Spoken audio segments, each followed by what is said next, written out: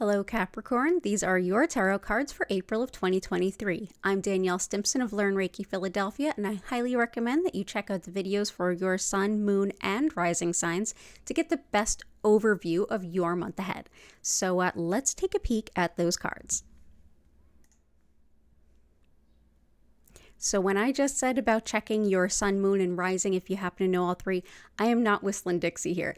This reading is going to show up very differently for each and every single one of you. There's a lot that's going to be looked at and resolved and moved through for some new beginnings. This is a time of refinement and of truth coming out into the open. And I'm going to go through all the cards and then I'm going to go back through them again so you get a good second view of everything at play. So the focus for this month, it's quite a dodgy card, actually. It's the Seven of Swords, but it is a minor arcana, but it's not a great minor arcana. So swords are about intellect and thinking, and generally this card is seen as the sneakiness, deception, thievery kind of card. This is someone stealing 5 swords, but ultimately leaving 2 more behind to ultimately land up in his back. This is, for some people, this is really crafty thinking, and in some ways it could be a good thing. A lot of times it's not the great thing. Sometimes this card represents us. If you're doing anything sneaky, underhanded, deceptive, this is a month to knock that right off. If you are having something like this done to you, this is the month to find it out, cut it off, reconcile it, and move forward, and you're going to have great new opportunities to do that. So let's see. How did we enter this month? How did we come out of March? Queen of Swords, lots of clarity. Now, when the Queen of Swords is not within her balance, this is somebody who isn't using their mind to further their cause. This is someone who's using their mind almost to chase their own tail. They're sharp-tongued, backbiting, infighting, but for the most part, most of you, if it feels like you're getting this sudden clarity, sudden ability to kind of see detail, that's a good thing. That's why you're here. What's the challenge for this month? Your first of 2 major arcana cards. And major arcana, they're a bigger deal. They're more, in some cases karma, in some cases it's just something that you have less control over. It's a bigger milestone that is not your day-to-day showing up. It's like something out of your control. The challenge is judgment.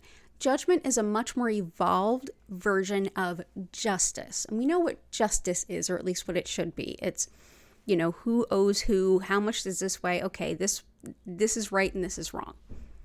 Judgment takes a lot more into consideration. It looks at all the extenuating circumstances, not just justice is blind, who's right, who's wrong, but more, I kind of want to take a fine-tooth comb at this and see, okay, but what led up to this?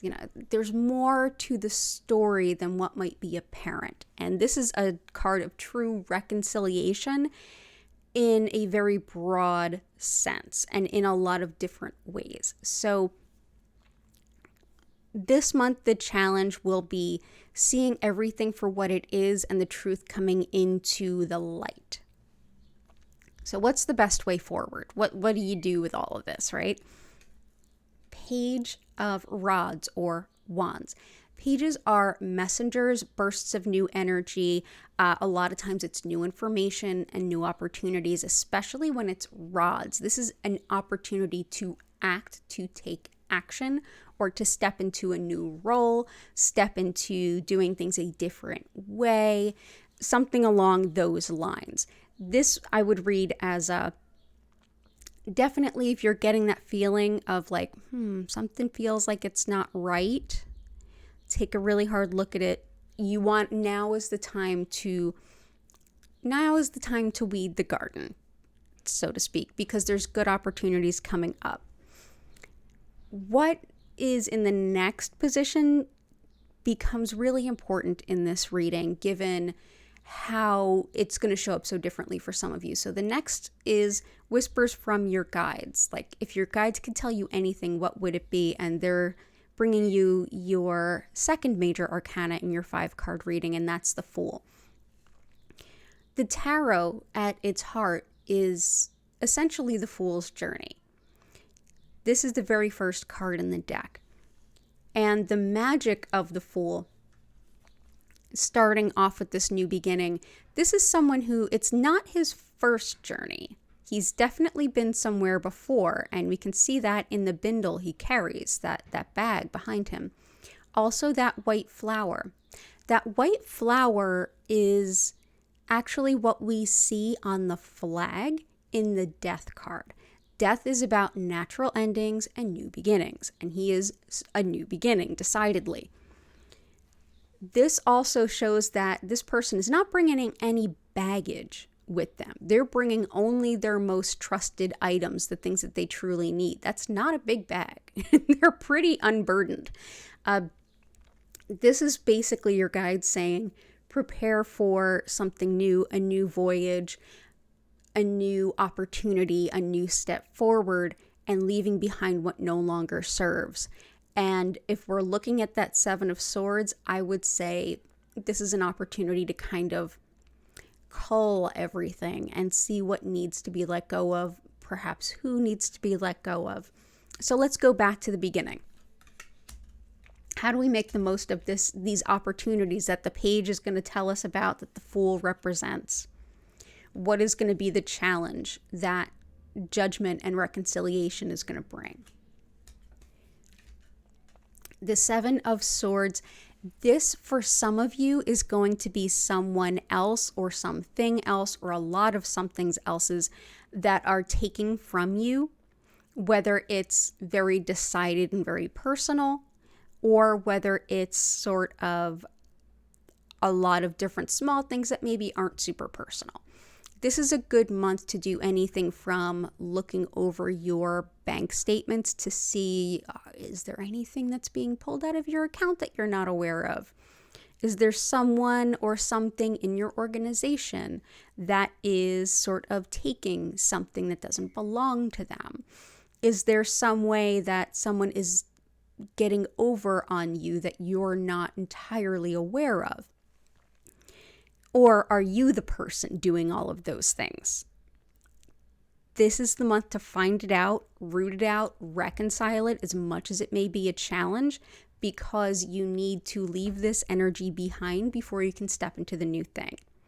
So if there's any way that you are maybe not on the up and up, this is the time to stand up and make that right, or at least end it. And if this is someone else doing you wrong, or just some way that you're essentially losing energy, money, or opportunity, this is a good time to find it out, notice it, reconcile it, and move on, because you have something better that you can step into, and you're better off with that small bindle that Faith carries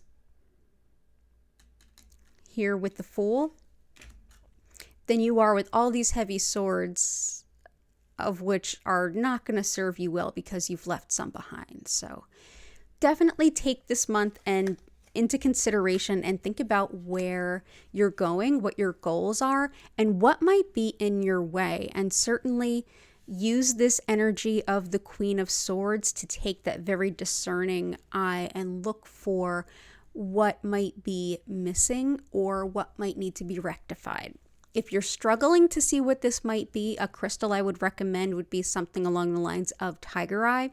It's really good for very fine detail, finding errors and things like that, and also for new beginnings, big picture thinking and entrepreneurship. So details and big pictures is definitely a Tiger Eye thing. It's also a very protective stone. So all the best to you, Capricorn. Like I said, check out those other videos if you happen to know your sun, moon, and rising.